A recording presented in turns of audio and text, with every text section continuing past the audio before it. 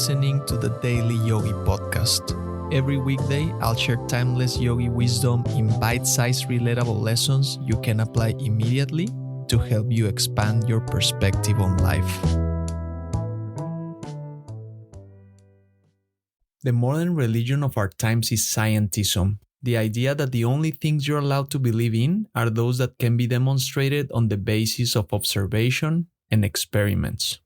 These are the words from Philip Goff, PhD, a professor of philosophy at Durham University who specializes in the nature of consciousness during his conversation with Rich Roll.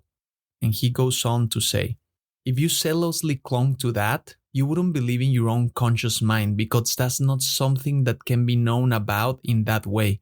You wouldn't believe in the kind of truths mathematicians come up with, which don't seem to concern the physical world of space and time. In his conception of philosophy, Philip suggests we do synthesis.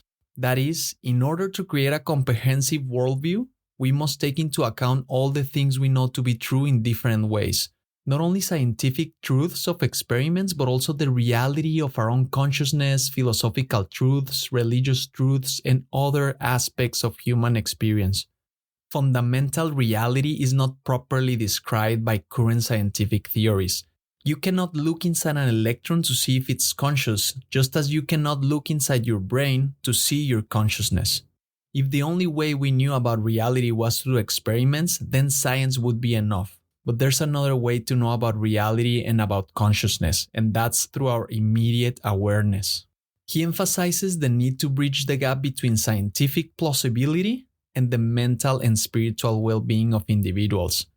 On one hand, we prove things empirically with experiments. On the other hand, we are conscious of things. For instance, we are conscious about those experiments, but we cannot prove that same consciousness with experiments or determine its origin.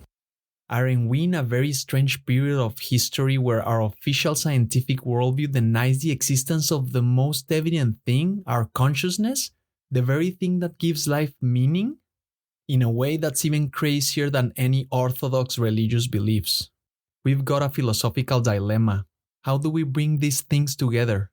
The closest philosophy I have found to take on this task, to synthesize all the things together and bring them into a worldview, is the Yogi science, a philosophy founded on pure reason by ancient Hindu sages about 5,000 years before the Christian era began.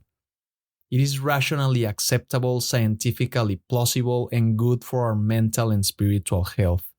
This is the very reason its teachings made sense to me, the reason why I started writing about them.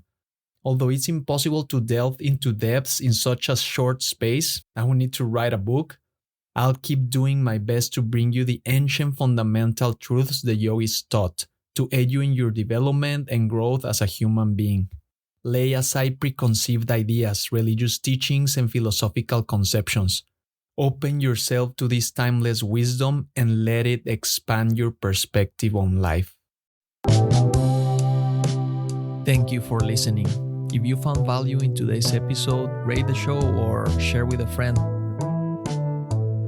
And remember, take this reflection into the silence, and I'll see you next time.